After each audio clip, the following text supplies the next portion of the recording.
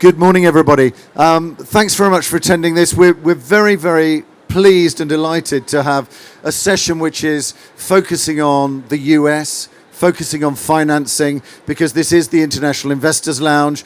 And so we are delighted to have this content here and welcome all of our friends and colleagues from the US markets and those who are interested in learning more about the US markets. Delighted here to introduce Sebastian from King & Spalding, who is going to be the moderator. It's going to be an enjoyable session. I will be here and I'll be listening to it, and we'll pick up on what's been said in this panel and also bring that into some of the sessions that we're running over the rest of the day. So Sebastian, I think we can welcome everybody with some applause. Over to you, Sebastian. Thanks very much. Thank you. Thanks, Richard. Well, thanks for having us. We're co-hosting this event with King & Spalding. This is my firm. I'm a partner at King & Spalding, an international law firm with more than 1,300 lawyers worldwide and 25 offices.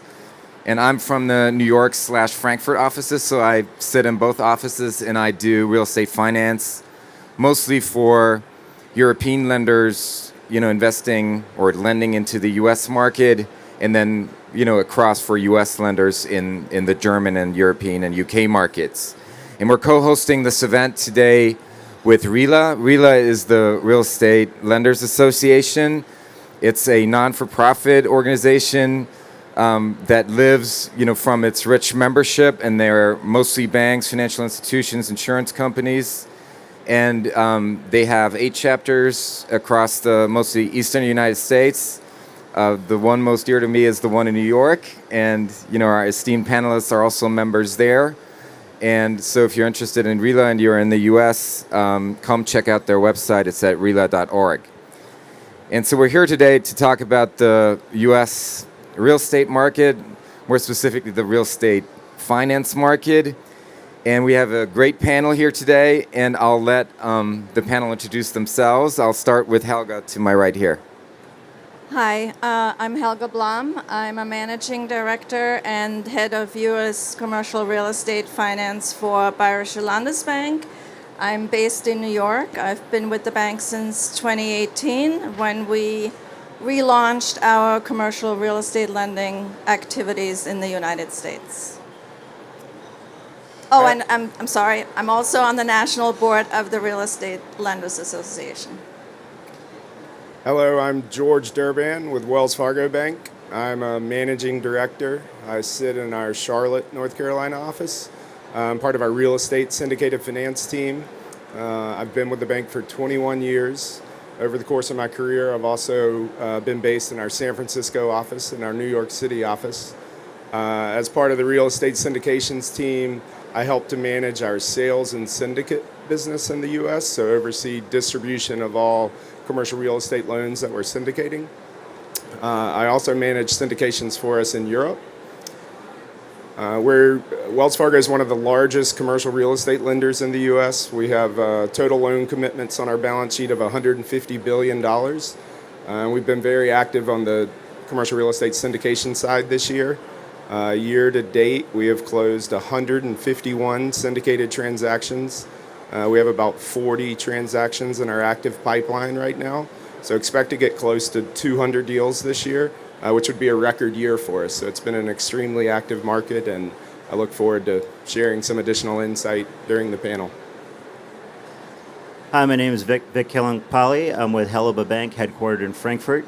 I manage the U.S. syndication desk for Helga. We have about an $8 billion balance sheet book in the U.S. right now. 20% of that is construction.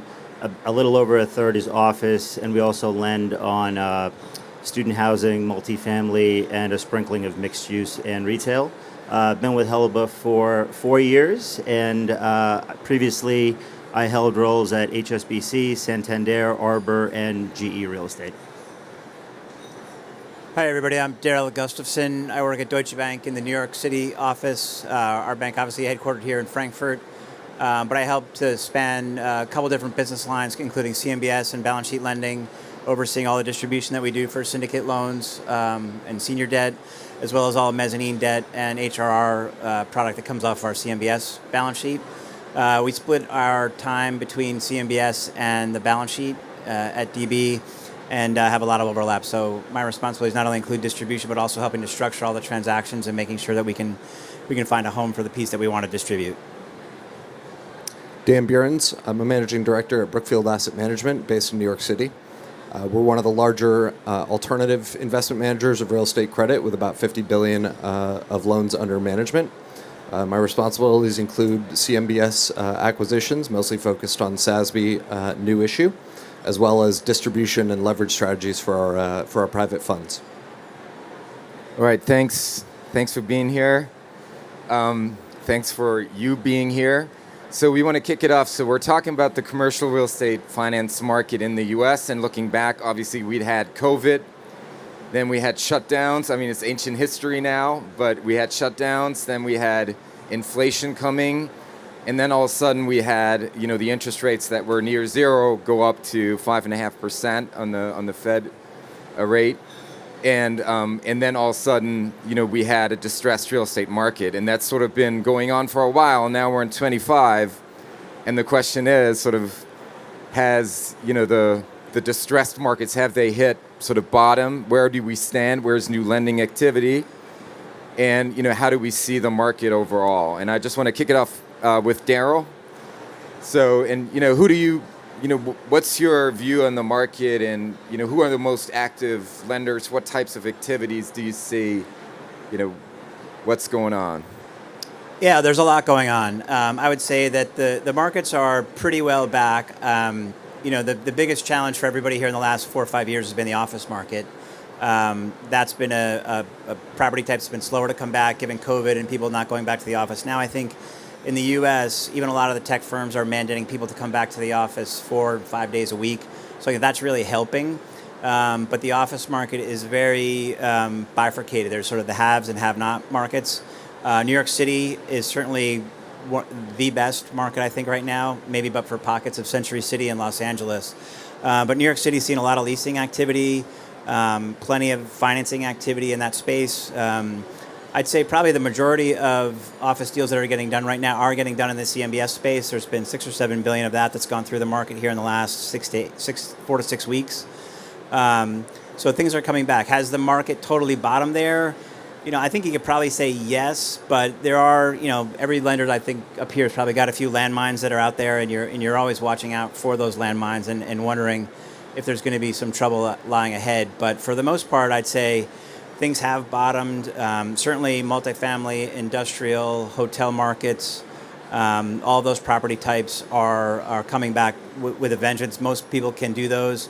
And then in terms of the lenders, I'd say, we're getting great take-up from all the people that we talk to, from the debt fund universe to the commercial bank, both foreign and domestic lenders. If you look at where the banks are spending their time, I think that's where higher credit quality deals with high cash flows and lower LTVs. That pricing is gone very tight in our market right now, even rivaling in some cases AAA CMBS, which low to mid 100s type pricing on the most perfect of balance sheet deals. AAA CMBS SASB AAAs now are anywhere from 110 to 140 over SOFR, depending on the property type, or over treasuries, depending on whether it's a fixed rate deal. So yeah, I'd say that things probably feel like they've bottomed, but for maybe the landmine or two that can be out there, and that's I think what we're all trying to avoid and trying to deal with when they do come up. But markets are in very good shape right now, and I think we're looking for that to continue. It should be busy into the end of this year, and I think 2026 could be potentially a record year for everybody. Thank you. So, I mean, that sort of mirrors what we see, as a law firm, and we've got lots of restructuring activity. But, more recently, I would say over the last year or so, you see kind of, people making decisions, committing to put money into deals that were previously distressed, where people didn't know what to do. I mean, they're still distressed, but they're committing new funds. And you now see, if you're from a perspective of a senior lender, you see the mezzanine lenders sometimes step up. I mean, it's a pick and choose game, but they will pick those deals that they think that are good, and then they're actually stepping up to the game. They're taking over the property, and they're committing new funds, which is, positive sort of turn of events. And I think to mirror what Darrell has said, as to the markets, it's very similar to what's going on in the European markets, where you've got, some areas where pricing is really tight and everybody wants to do the deal. and then there are other markets where it's, not so. So George, like, what's your experience sort of in terms of, new lending versus refinancing activity, and who do you see? And like, who are your competitors in this field? Yeah, it's a little bit of a similar dynamic to what we're seeing in Europe, in that transaction activity continues to be down in the U.S., although I think there is a greater level of transaction activity.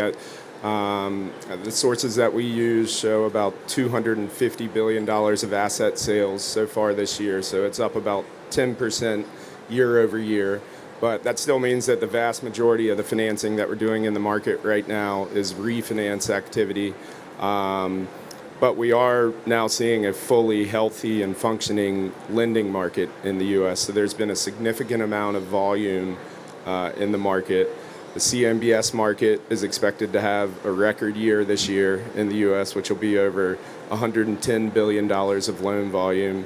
The private capital and alternative lender market is an ever-expanding presence in the space. So it provides a lot of alternatives to sponsors seeking financing.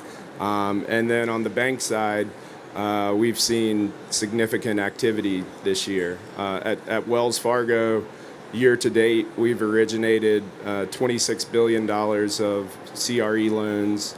We expect by the end of the year that we'll originate in the range of $40 billion. So that'll be a significant year for us. That's enough to keep our $150 billion balance sheet flat. So we are seeing a significant amount of loan runoff. And then when you look at syndication partners that have participated across the deals that we syndicated this year, there has been an aspect of deals that have been clubbed up. One thing sponsors have done in the market is they've used CMBS and other ancillary opportunities to do maybe a side deal that's a balance sheet financing, and to club that with relationship lenders that are participating in the CMBS or the ancillary fee opportunity. We have had some very large deals where we've been able to syndicate significant portions to institutional capital, either insurance money or private capital, alternative lenders. So that's been a higher percentage of our syndication activity this year. And then we've seen the U.S. banks down through the regional level get much more active in loan origination. So we've syndicated a higher percentage of loans to U.S. regional banks relative to foreign banks, which has not always been the case. So EMEA-based banks have been between 10 and 15% of our syndication activity this year, and APAC region banks have been between 10 to 15% of our syndication activity, with U.S.-based banks at a higher percentage. So in prior years, it's been different, where we've syndicated more to foreign lenders. But we expect the liquidity to continue to improve in the U.S. market. Well, that's actually good news. I think from the European perspective, there's a lot of news coming out of the U.S., and then you hear about, real estate markets being in distress. But there's another side of the story, which is that, there is a lot of lending activity. There is CMBS, so it's a liquid market. There's an abundance of liquidity in the market. And even, most recently, CMBS delinquency rates have come down. So that sort of goes to say that there seems to be at least some change in the market, even though we're not quite there yet. So Helga, what's your perspective, like a true German Landesbanker sitting in New York? How do you see the market? Yeah, I think somebody mentioned it earlier. Transaction volume is still not where it was pre-COVID, although it's getting better. We do see mostly refinancings. We see some acquisition financing. For us, the U.S. market is it's not the same as our home market, obviously. So we are pretty conservative in our approach to lending in the United States. We really only lend on fully stabilized cash flowing assets in the main food groups, as we call them, mostly multifamily, industrial, office, and retail. Leverage typically between 50 and 60%, debt yields in the high to single digits. We're looking to put out about $500 million in the U.S. this year, and we're well on our way to achieving that goal. And hopefully that will continue next year. Everybody is hopeful that there'll be at least one, if not two, additional rate cuts this year, which will help our borrowers, which will help our industry. A lot of our existing loans are hedged via a cap, an interest rate cap. So those rates, the borrowers will see the effect of an interest rate cut immediately, like day one, right? So we're all hoping for that. That will definitely help everybody, and hopefully 2026 will be even better than 2025. Well, that's very interesting. Just one follow-up question. I mean, in the past, it was always, office was, the best thing to be in, and then obviously office has gotten a little bit of a bad name to some extent. But I mean, how do you see the office market? I mean, is that something that you feel comfortable lending in? Well, office used to be our bread and butter pre-COVID. I think about 2/3 of our portfolio was office.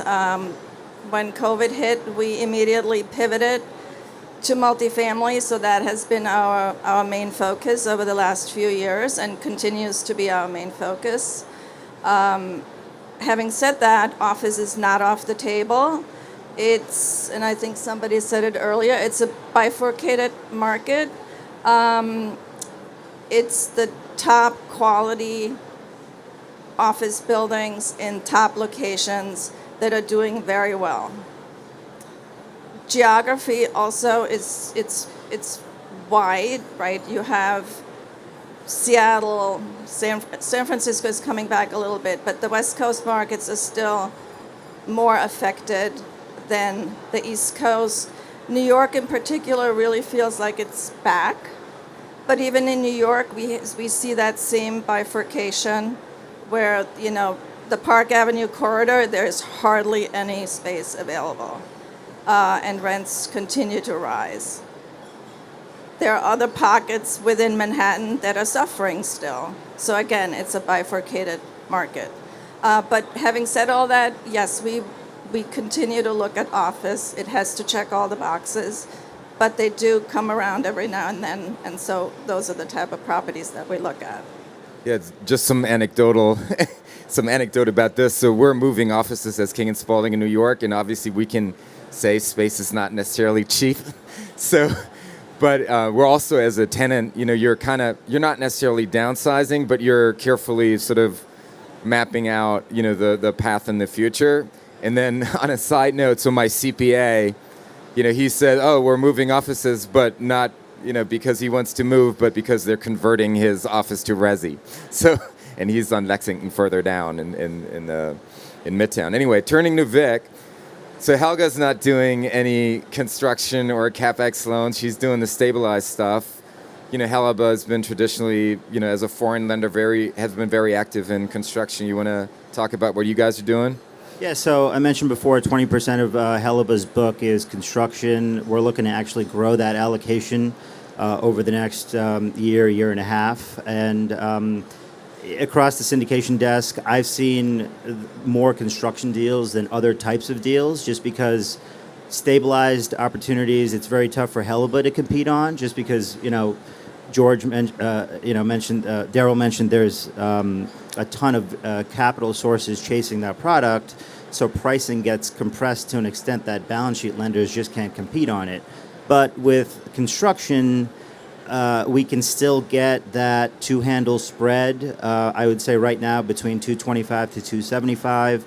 Lower end of the range really reserved for the more institutional type sponsors in core markets. I think loan to cost has generally stayed pretty consistent all year, between 55 to 65%. Some lenders are willing to do non-recourse at the lower end of that range. Helga is actually a non-recourse lender, so we can go up to 65% non-recourse and price it at a little bit more of a premium. I haven't seen broad liquidity at the higher end of the loan-to-cost range for non-recourse yet, but perhaps the market will move in that direction, at least for institutional sponsorship. So it's definitely an asset class that I think will continue to be heavily bid on in the next year and a half. Right now, our pipeline consists of mostly construction and office deals. One construction deal in Jersey City, one in Hudson Yards that we're working with George on, and another term office deal in two term office deals in Midtown. So I think construction will continue to be heavily bid on, and at least you don't have the agencies and CMBS chasing construction. So there's less competition, and there's more balance sheet lenders have more ability to actually put dollars out and be competitive with, not going to sub 150 spreads. Right. But that's a great segue over to Dan. Dan's representing the alternative credit here, and so you guys are active in construction as well. So there's a new, I wouldn't say competitor, but they're, or maybe I should. But anyway, so you guys are in the market actively too, right, on the construction side? That's right, yeah. I wouldn't say competitor. I think it's more of a complementary source, right? So there are sponsors that want higher leverage at some times, and that's where we can step in as an alternative lender. We're filling a gap where the banks aren't there, but it's just a little bit more leverage sometimes than banks are willing to provide. We have a couple of different vehicles that I'll generalize here. We have, of course, our traditional private funds business or debt fund, which typically takes a levered approach, and will play. If VIC is 55 to 65, for example, we're probably 65 to 70, or sometimes up to the low 70s, mid 70s.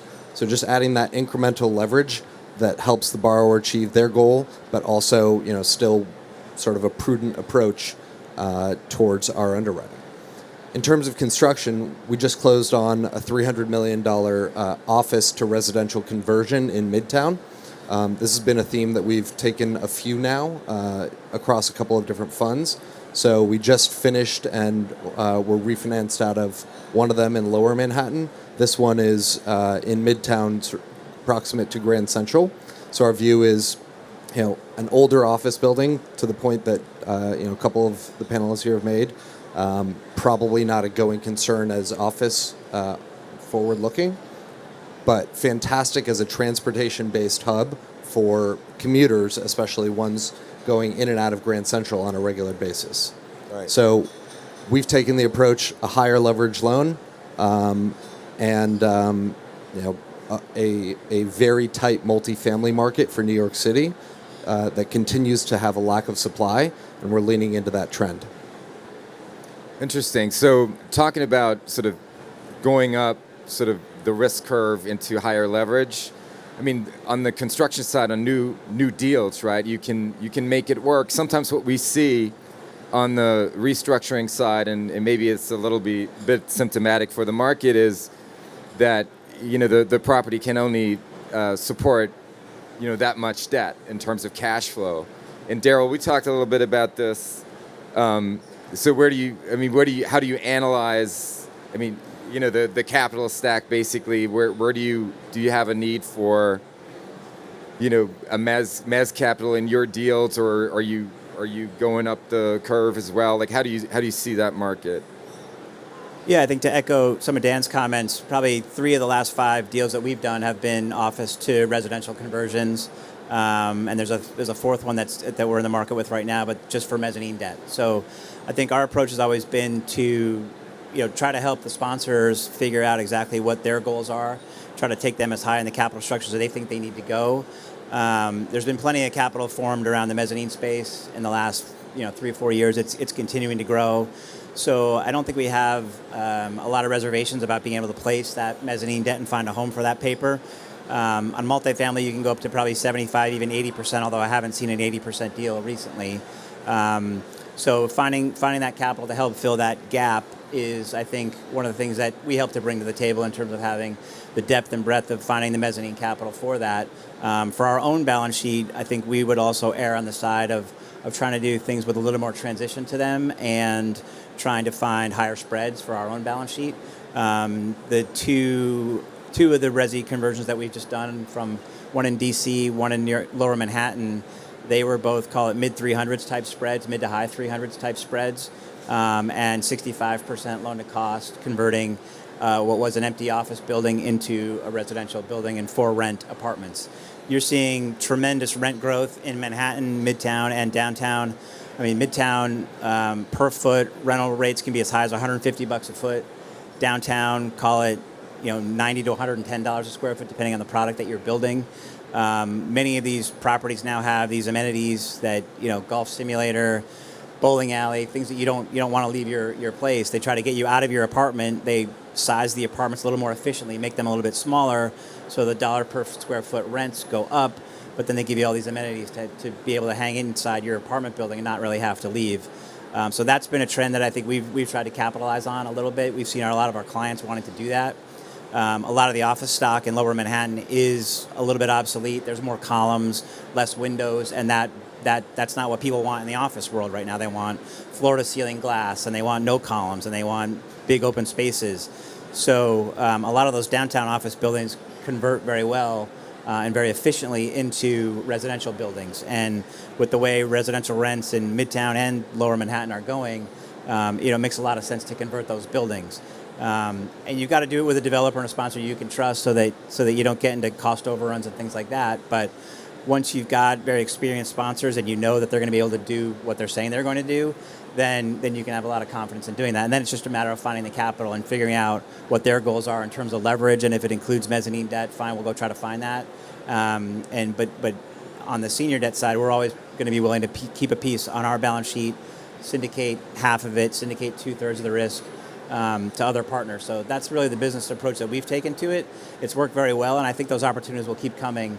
There's going to be a desire to stay in Manhattan if you can, but other places like Washington, D.C. or Chicago, those can be good cities as well to convert to residential, because every city in the U.S. seems to have a housing shortage. Interesting. So actually I was at a conference like a year ago or so, in one of the European conferences, and somebody said, I love when office gets converted to resi, because then, obviously the market gets tighter, the space gets recycled, and then you can actually think about, office being a hot commodity down the road. So it looks like the markets are doing exactly what they're supposed to be doing, right? They're recycling space, they're building new space, that meets all the needs of the modern tenant, right? Because the flight to quality is definitely the observation that you have sort of across the world, right? If you have a great building, it's pretty much great, anywhere. So we talked a little bit about sort of asset classes. So George, I mean, obviously we got office, multifamily, retail probably not so hot. Then you got logistics, and then something that's hot is probably like data centers. Is that something? I don't know about the audience, but the data center is something that sometimes gets run out of the infrastructure teams and sometimes out of the debt teams. It is very real estate centric, obviously, but how do you see that? Is that relevant for what you guys do, and what's the interest? Yeah, it's an extremely active asset class, and we are somewhat unique in that we cover the data center space out of our commercial real estate franchise. We do have a team that we're building up that is specifically focused on data center financing. And so we are able to provide terms consistent with the project financing market, but also are able to look at deals when it makes sense from a commercial real estate perspective. If you look at the asset classes where we've been most active this year, industrial has been our most active asset class.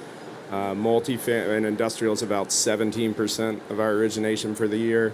Multifamily has been about 10% of our origination for the year, so second most active asset class. And then data center falls within the other real estate designation, but the majority of what we're doing within other real estate is data center, and that's been about 15% of our origination year to date. So it has been very active and increasingly so. We're currently a joint lead lender on two very large build-to-suit hyperscale data center financings within the U.S. Both deals larger than $15 billion each, and continue to be impressed by the amount of liquidity that we're seeing in the space. Both of these deals are on a similar timeline. We've really just run the joint lead arranger portion of the syndication process. And in the larger of the two deals, we have 24 lenders committed to the deal so far. In the other deal, a similar number of lenders, but 23 lenders committed to the deal. A vast majority of those lenders are banks. A vast majority are banks that cover data center out of infrastructure and project finance teams. But we also expect, as we continue to syndicate each of these deals, we expect to see a significant amount of insurance capital within the deals, as well as alternative lenders. So we would estimate that in the larger of the two deals, there will probably ultimately be approximately 50 lenders as part of the financing. We're currently Those are big syndicates. Exactly, yeah. You want to be sitting in that agency desk trying to arrange it. That's awesome, though. I mean, we're tracking over $100 billion of data center financings. Wow. What about right the now other currently in the market? Yeah. What about the other panelists? Does sort of data center finance play a role within your teams, or is that sort of housed elsewhere? It's handled out of our asset finance group Okay. within Helba, New York, anyway. Yep. What about you, Darrell? We do it from time to time in our group, but mostly it's handled out of the infrastructure group from DB.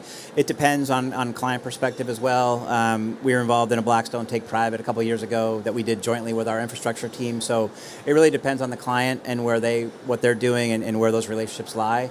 But to George's point, I mean, there's been plenty of data center financing that's been done. It's proven to be very liquid in the marketplace all around, whether you've got a investment-grade hyperscaler or you've got a non-investment-grade hyperscaler. There's been a little bit more of a proliferation of non-investment-grade hyperscalers that are coming in that are finding liquidity in the market. So it's definitely a space that people are raising capital around. It's definitely a place that banks can play in, and look for that to continue because it's definitely a big part of the infrastructure build out of the United States as a whole, and trying to find that supercomputing power that that is needed. And like there's an example of a small industrial deal that we've got on our books right in and around New York City, call it Metro New York. And it's a 3-building portfolio. One of the buildings is 70,000 square feet, so a relatively small industrial building. It's been leased to one of the large distribution companies, package delivery companies, and the building is probably worth $40 million as an industrial space, and they get high rents in this place, probably $15 or $18 a foot. But they've got a deal on the table potentially to sell that to somebody who wants to turn it into a data center for $100 million. So 2.5 times the value of the property as industrial versus what it might be as industrial as data center. Yeah, a little bit of a gold rush. But the biggest thing is, are they going to be able to secure the power? So it's a long time coming in terms of the study you have to do with the power providers to make sure that the intended use and what the buyer is buying is actually going to be viable as a data center. So there's a lot of work that goes in and around securing the power for these spaces, but it's definitely something that you look for that to continue in 26 and beyond in the U.S. as they build out this critical infrastructure. Right, thanks. What about Dan? So it's a little bit of a crossover between our infrastructure team and our real estate team. I would say by observation, a lot of the data center construction financings we haven't necessarily taken a big role in. Part of that is because of how competitive that market has gotten. You're looking at 85 LTC with long-term tenancy, 85 LTC at mid-200 spreads today. So we've tried to travel the roads a little less traveled. Okay, got it. Rather than participate in these 50 lender syndicates that get a bit complex. Right, thanks. So Helga, you already mentioned in September we had a rate cut by 25 bips, and there are 2 more rate cuts expected until the end of the year, depending obviously on market fundamentals. So how do you see sort of macroeconomic factors and interest rates affecting, what's going to be going on in the market? You said a little bit about that, but maybe also from a, cross-border perspective. I mean, you fund yourself, probably through, the German European markets. Right. Yeah, we fund ourselves via the Pfandbrief, which is the German covered bond program. Yeah, interest rates are still not back to sort of historical norms.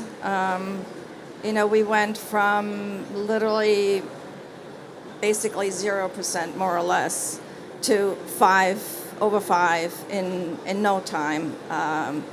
It's slowly coming down, and as I said earlier, that will be beneficial, I think, for the entire commercial real estate market. I am a little puzzled. I'm not an economist, but your question about macroeconomics, I don't know what's going on. I think everybody expected for the economy to start showing a slowdown. Meanwhile, the stock market is at an all-time high. Employment seems to be holding up, so it's a little bit of a mystery to me, and I think not just me, but actually the professional economists. They don't quite know themselves what's going on and have a really good explanation, but here we are. It is what it is. Hopefully the good times will last. Personally, I think the whole, not to get too political here, but I think we just have not really seen the tariffs flow through the economy, the effect of the tariffs flow through the economy. I expect that to show up starting next year, probably. It remains to be seen. And, again, next year we'll have midterm elections in the United States, so who knows what's going to happen there. But yeah, overall, I'm hopeful that we're finally getting out of the COVID and the long-term effects of COVID on our industry. And so overall, I'm pretty optimistic for the next couple of years for U.S. real estate. Thank you, George. What's your take? The Wells Fargo economist projects 2 additional 25 basis point interest rate cuts this year. So I think it's a combination of, there's not quite enough deal flow to go around. So it's a highly competitive lending market, which has led to pricing compression. So spreads are now cheaper. Short-term interest rates should go down more. So it will be cheaper for borrowers to borrow. We've also talked about the significant amount of lending activity in the U.S. market this year with CMBS market fully functioning, lots of different capital sources, so good velocity of capital, a little bit cheaper for borrowers to borrow. Partially, I think that's leading to lenders competing with increased leverage because it's easier to get comfortable at a higher leverage point and maybe slightly lower cash flow coverage with the expectation that short-term rates will go down a little bit more. But I think it'll also lead to additional transaction activity next year. So my expectation is that, the combination of the cut in interest rates and just a more competitive lending environment will encourage the equity side to increase transaction activity. So expecting 2026 to be an even more active year.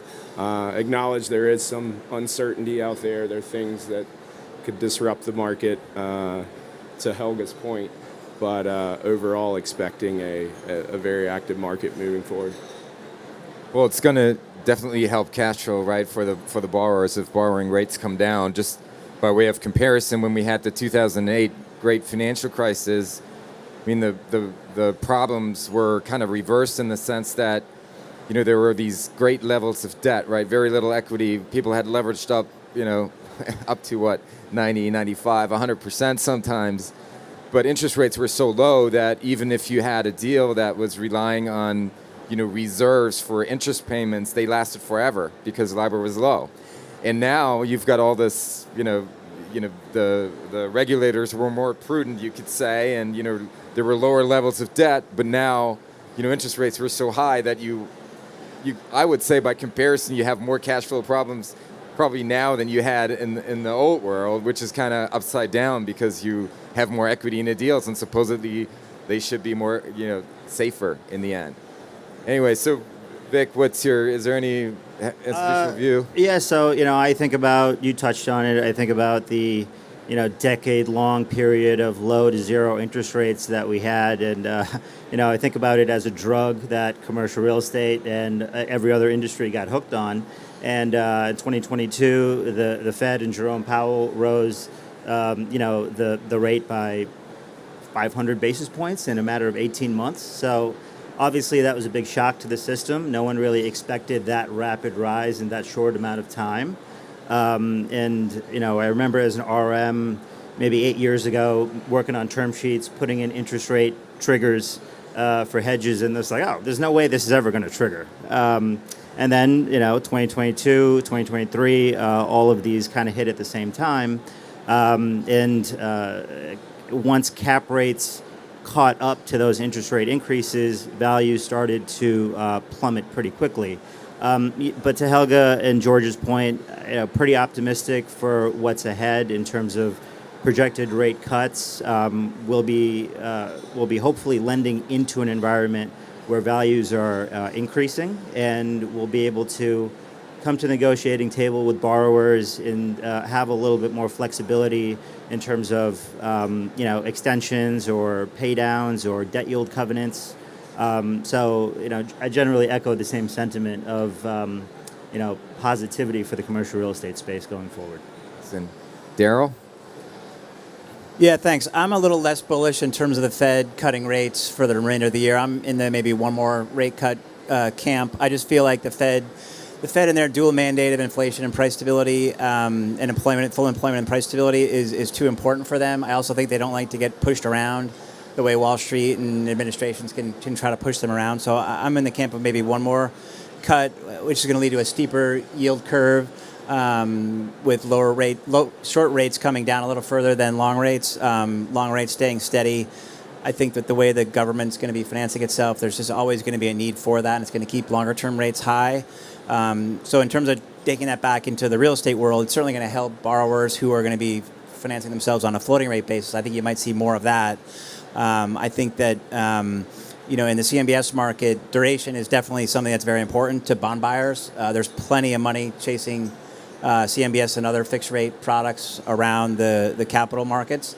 So I think that we've gotten our borrowers into a spot where they're ready to take 5-year money.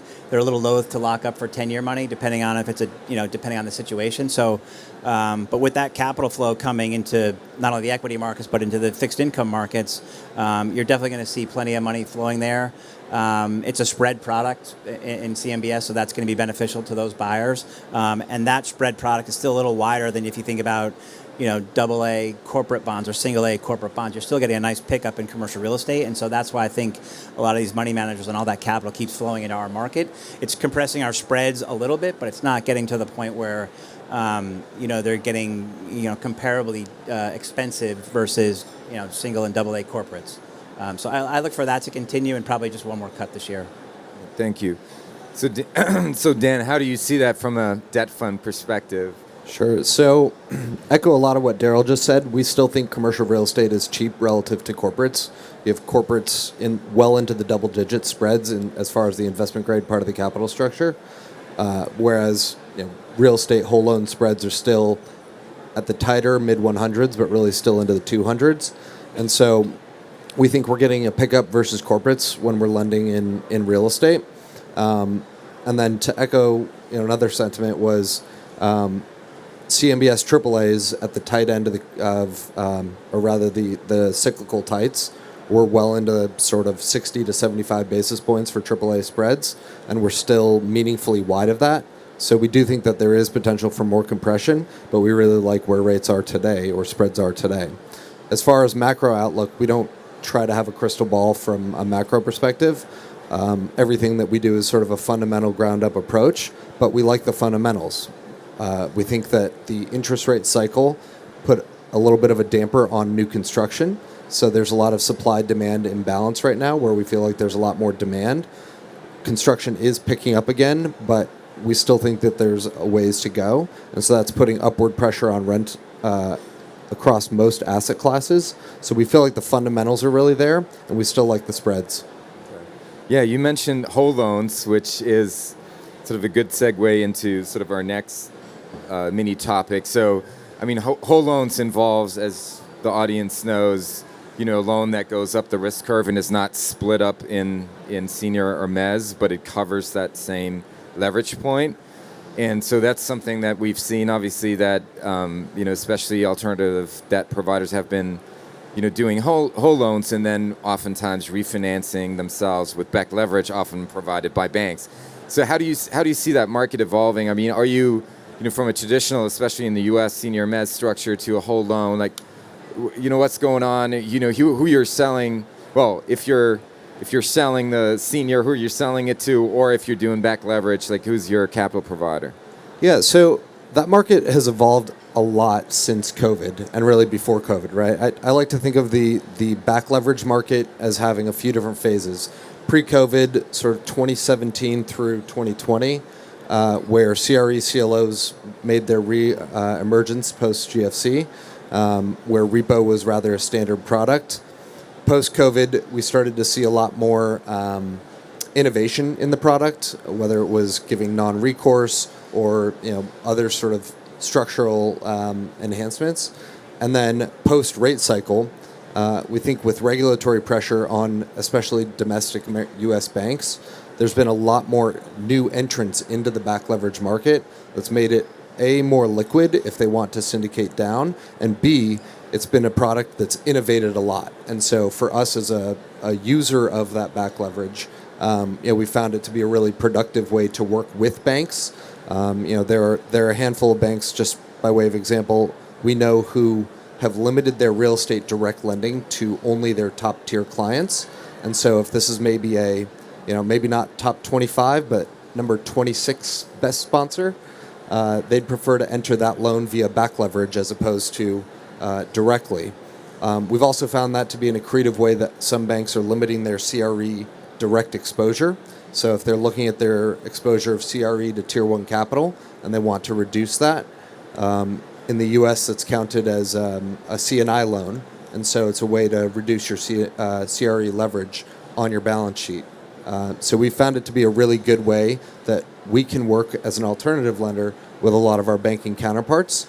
And then there is still mortgage mezz, which has been a little bit less pronounced in the last year or two during the rate cycle than it had been pre-COVID and immediately post-COVID.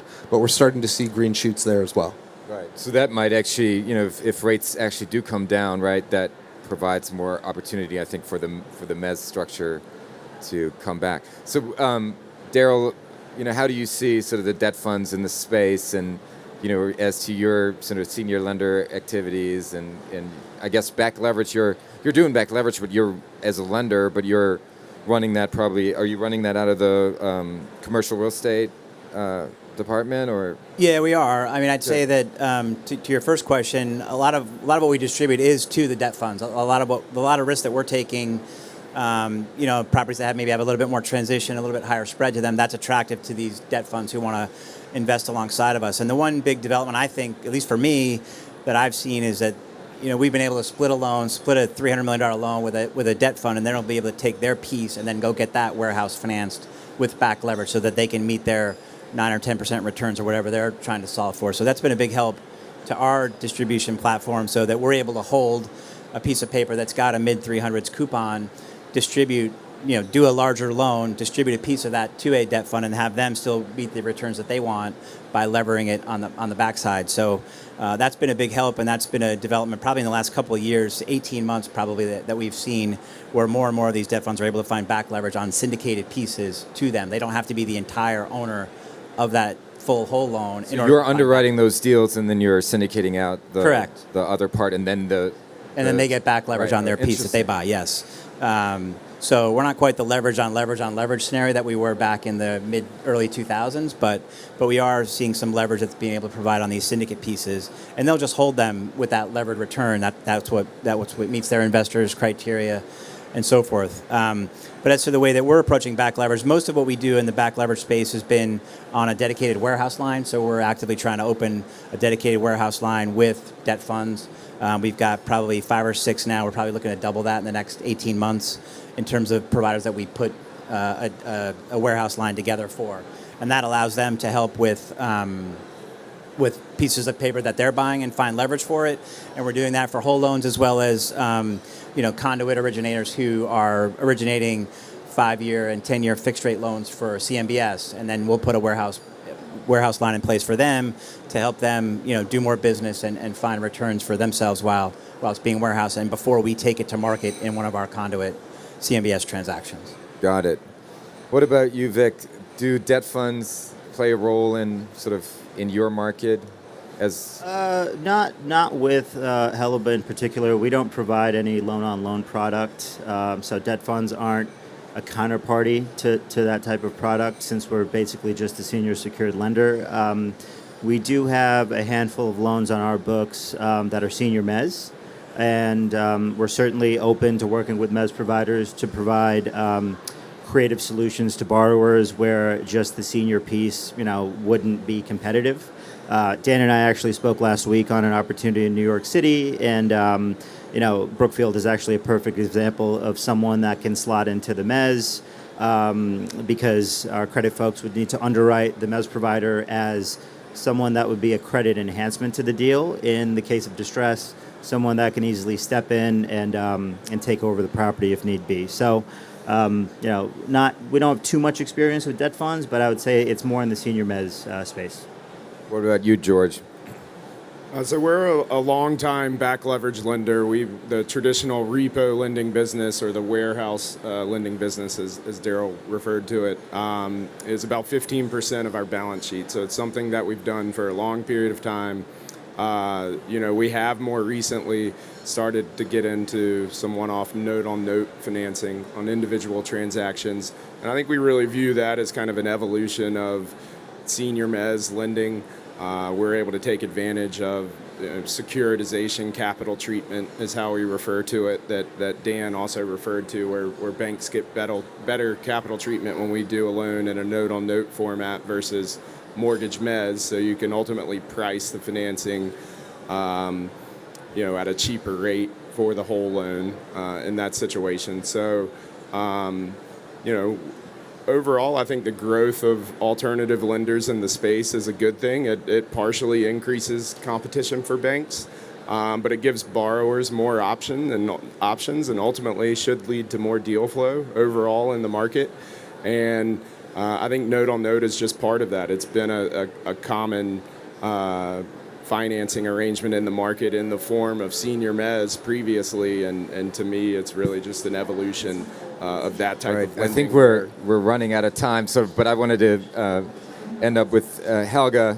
So on the, you're investing more in the stabilized asset. Is that where alternative capital plays a role still, or is this just primarily insurance company money and bank money? Well, getting back to the debt funds for a second, we actually view them as a source of business for us. We've done a bunch of deals with Brookfield where they originate a whole loan and then approach us to take down the senior, and that works really well for us. They will keep the mezzanine piece, and if they do, let's say, a 65 or 70% LTV whole loan, it means the senior is going to be sort of in that low 50s, roughly, LTV area, and that works really well for us. We can be very competitive price-wise. Our rating model is very LTV-driven, so at that lower leverage point, we get a really good rating, which means we can price very aggressively. And so it's been a really actually good cooperation with Brookfield and some of the other debt funds that are out there. So yeah, we view it positively for us. Excellent, thanks. So I didn't prepare this one, but I was just going to go one more round and just one, how do you see 2026? Good, bad, neutral. And then we're going to end with that note. I'll go first. As I said earlier, I'm optimistic for 2026. George? Better. Likewise. Very strong. Yeah, very strong. All right, we'll end it on that note. Thanks, everyone. Thanks to the panel. Thanks for having us.